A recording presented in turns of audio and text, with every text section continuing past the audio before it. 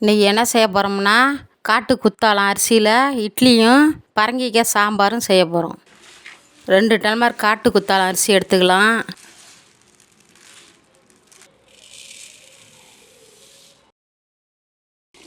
தண்ணி ஊற்றி 5 மணி நேரம் ஊற வச்சுக்கலாம்.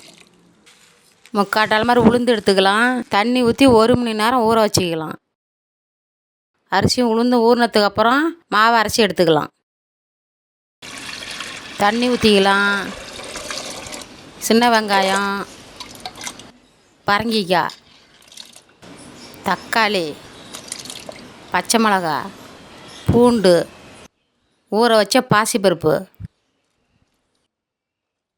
ஊற வச்ச துவரம்பருப்பு, மஞ்சத்தூள் எல்லாத்தையும் சேர்த்து மூடி வச்சு வேக வச்சுக்கலாம்.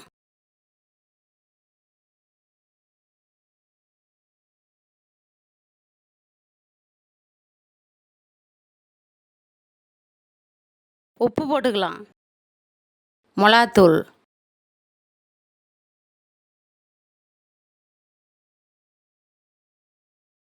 பருப்பு வெந்தாச்சு.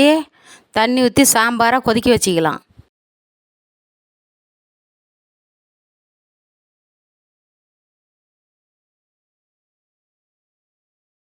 பரங்கிக்காய் சாம்பார் ரெடி, இறக்கி வச்சுக்கலாம்.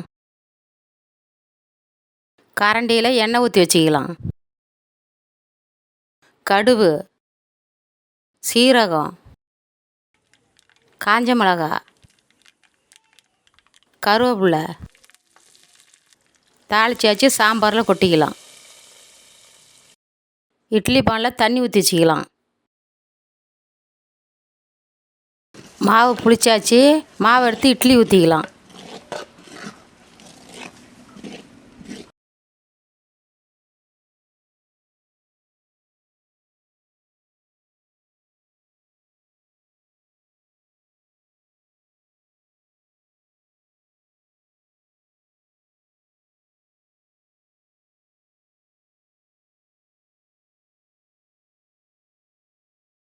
இட்லி பானில் வச்சு மூடி வச்சு வேக வச்சுக்கலாம்.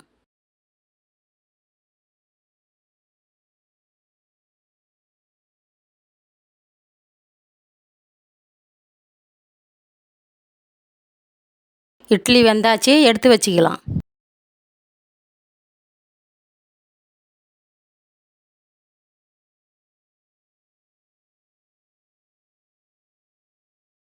காட்டு குத்தாலம் இட்லி ரெடி.